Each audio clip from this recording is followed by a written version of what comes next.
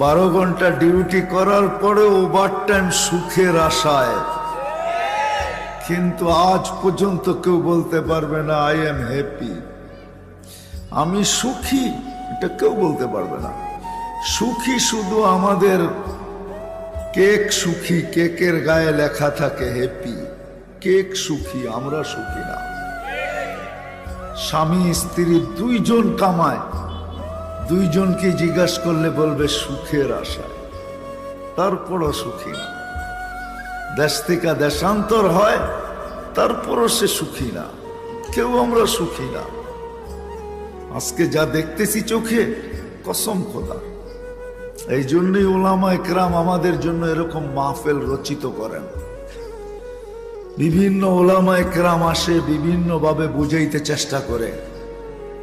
তার ভিতর থেকে আমিও একজন চলে আসছি, যদি বুঝে আসে।